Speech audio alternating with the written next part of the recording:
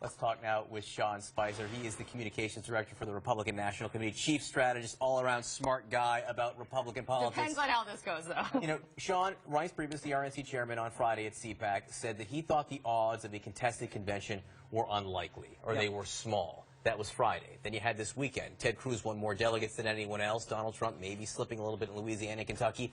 Are the odds of a contested convention now rising? Well, I think every time that we get closer and we don't get a front runner, they slightly increase. But again, I think we're still in that 85–90% that the chairman talked about on Friday. We're going to have to get further into March before that becomes a reality, because either someone's going to get closer to that 1237 or someone's going to start depriving someone. We're 906 delegates into a 2,472 delegate race. We're a third of the way through.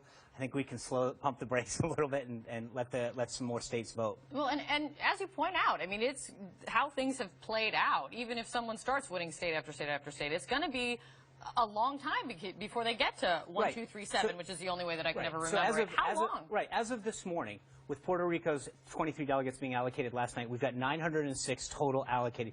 If someone runs the table, entirely takes every delegate, which is almost impossible, they would have to wait until the first week of March to clinch the nomination. April. You mean April? Excuse me, April, thank you. No, May. Sorry. We're on three. But, so, I mean, that just gives you some idea of the perspective. Now, again, remember, Romney didn't clinch the nomination until late third week of May last time. So we're still a bit earlier than we were. We've condensed the entire calendar, about 68 days. I think what people are excited about, or what makes this a little different, is you've got more states going on key days than ever before, whereas last time it was one state, or two or three. This time you've got 4 or 5 on various days. Now, the other thing that makes this interesting, different, exciting is you have people associated with both, all the campaigns calling for a contested convention. You have people like Mitt Romney actually suggesting that you should position yourself for a contested convention. We asked Barry Bennett, who ran Ben Carson's campaign, now a supporter of Donald Trump, what would happen if there were a contested convention. He said it would be like wearing a bomb vest and having the party blow itself up in the convention. Do you have concerns? No, not at all. Look, I think when you look at the record turnout that we've seen in almost every single one of the primary and caucuses that we've held on our side, especially considering the low turnout on the Democratic side, there's excitement and there's enthusiasm. And so while I still maintain that we will have a nominee going into Cleveland, if we were to end up with that scenario, I think we would continue to see the record enthusiasm, intensity, and interest. From our debates to our turnout, it's the Republican field that's exciting people, and I think it will continue through Cleveland and into November. Passion, there is no shortage of that, for sure, on the Republican side. But what do you say to folks who say, if this goes to a contested convention and people take on Donald Trump there, it's going to be stolen from Donald Trump? What about all those people who are out voting for Trump saying it can't get stolen. Delegates are elected. And it's the will of the delegates. I mean, that's what happened in '76. You go back. At the end of the day, this is still a representative, opportunity here.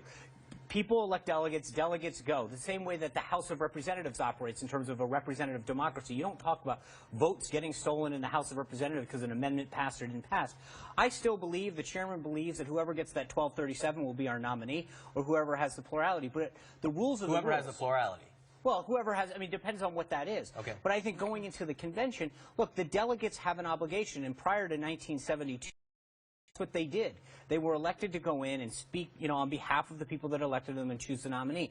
But this is the process that we have in our party, and frankly, the other party shares as well. It's the process that the House of Representatives works, and I think that we will walk in, we'll come out unified and win in November, because the power's on the Republican side, and I think, frankly, all of our voters, no matter who you're for, understand that the prospect of a Hillary Clinton or a Bernie Sanders presidency is completely a trajectory that we can't handle. Real quick, even before we get to, very much before we get to a convention, we've got the big debate, CNN debate on Thursday in Miami.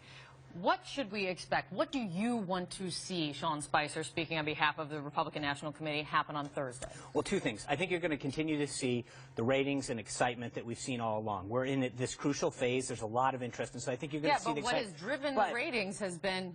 Well, but that being said, I think what I will echo what the chairman said yesterday on the Sunday shows, which is that we need to be conscious of our tone. It's something that the chairman has talked about for the last 40 years.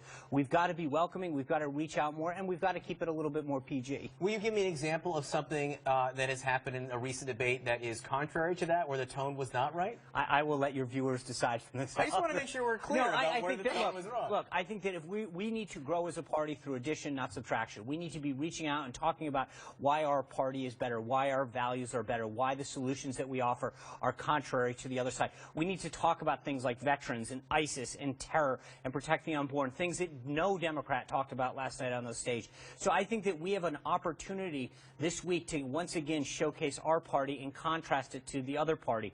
I hope our candidates use that opportunity. Chances that someone's hands are brought up in this next debate, Sean? I'll continue to place my bets on Powerball and stick to Better chances. better odds. Nice. Sean Very good. Spicer not putting his hands anywhere near that discussion. Perfect. I don't know. You got it. Whatever. I don't know how you do Give me what you work with here, so I have to try. Exactly, yeah. Sean, so much.